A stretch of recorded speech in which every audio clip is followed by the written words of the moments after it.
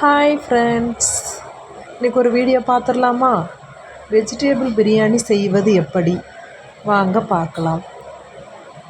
இந்த மாதிரி வீடியோஸை நீங்கள் தொடர்ந்து பார்க்கணுன்னா நந்தினி முரளி சேனலை சப்ஸ்கிரைப் பண்ணுங்கள், லைக் பண்ணுங்கள், ஷேர் பண்ணுங்கள், கமெண்ட் பண்ணுங்கள், மறக்காமல் பெல் ஐக்கானை கிளிக் பண்ணுங்கள்.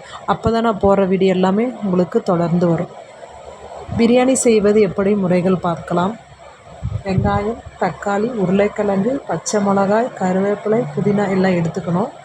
அதை எடுத்ததுக்கப்புறமா ஒரு குக்கரில் ஆயில் ஊற்றிக்கணும். நல்லெண்ணெய் ஊற்றிக்கிட்டு பிரியாணி ஸ்பைசஸ் எல்லாம் போட்டுக்கணும். பிரியாணி ஸ்பைசஸ் எல்லாம் போட்டுக்கிறதுக்கப்புறம் ஒரு பச்சை மிளகாய் போட்டுக்கணும், ஒரு கத்து கருவேப்பிலையை போட்டுக்கணும். அதை எண்ணெயிலே நல்லா ஃப்ரை பண்ணிக்கணும். எண்ணெயிலே ஃப்ரை பண்ணிக்கிறதுக்கப்புறம் சின்ன சின்னதாக நறுக்கி வச்சு ஆனியனை போட்டுக்கணும். ஆனியனை போட்டு நல்லா எண்ணெயிலே ஃப்ரை பண்ணிக்கோங்க கைஸ்.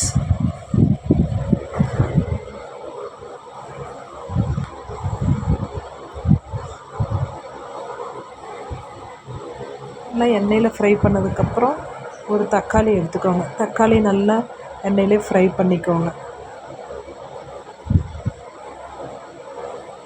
தக்காளி நல்லா வதங்கினதுக்கப்புறம் உருளைக்கிழங்கு ஆட் பண்ணிக்கோங்க. உருளைக்கிழங்கு ஆட் பண்ணதுக்கப்புறமா அடி பிடிச்சிடும், நம்ம பார்த்து பண்ணிகிட்டு இருக்கணும். அப்புறமா கொஞ்சமாக புதினா போட்டுக்கணும். புதினா வாசனைக்கு நல்லாயிருக்கும், பிரியாணியோட டேஸ்ட்டும் நல்லாயிருக்கும். நல்லா எண்ணெயிலே குக் பண்ணிக்கணும் புதினாவையும்.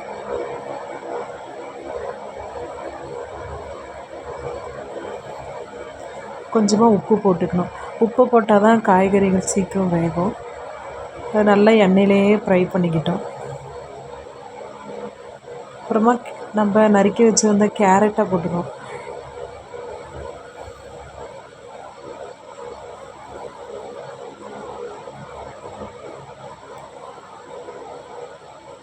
நல்லா கேரட்டு வதங்கிட்டே இருக்கணும். அப்புறமா நான் சுடுதண்ணியில் போட்டு சோயாவை எடுத்து வச்சுருக்கோம். சுடுதண்ணியில் போட்டு எடுத்து வச்சுட்டு நம்ம ஆட் பண்ணிக்கணும். ஆட் பண்ணதுக்கப்புறமா நல்லா எண்ணெயில் ஃப்ரை பண்ணிக்கோங்க. கொஞ்சமாக மஞ்சத்தூள், கொஞ்சமாக மல்லித்தூள், பிரியாணி மசாலா எல்லாம் ஆட் பண்ணிக்கணும். டேஸ்ட்டுக்காக கொஞ்சம் கொஞ்சம் ஆட் பண்ணிக்கிட்டோம்.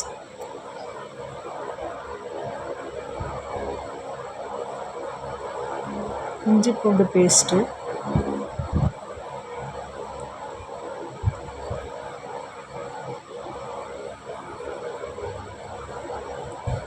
அப்புறம் தனி மிளகாய் தூள் போட்டுக்கணும்.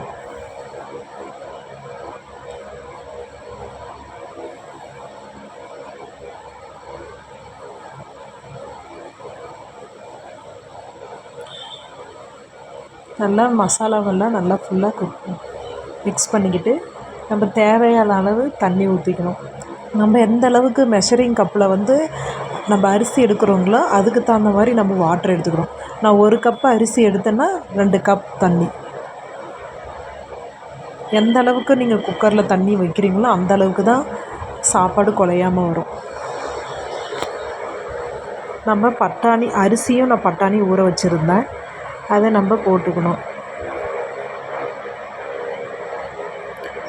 எல்லாம் மிக்ஸ் பண்ணிக்கிட்டு உப்பு காரம் எல்லாம் கரெக்டாக இருக்கான்னு பார்த்துக்கணும். பார்த்துக்கிறதுக்கப்புறம் தண்ணி கரெக்டாக வச்சுட்டு குக்கர் மூடி போட்டு 3 விசில் விட்டுக்கணும்.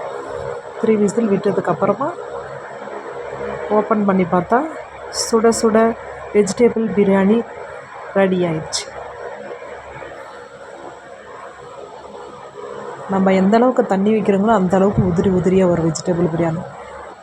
தொடர்ந்து நம்ம வீடியோ பார்க்க சப்ஸ்கிரைப் பண்ணுங்கள், லைக் பண்ணுங்கள், பெல் ஐக்கானை கிளிக் பண்ணுங்கள்.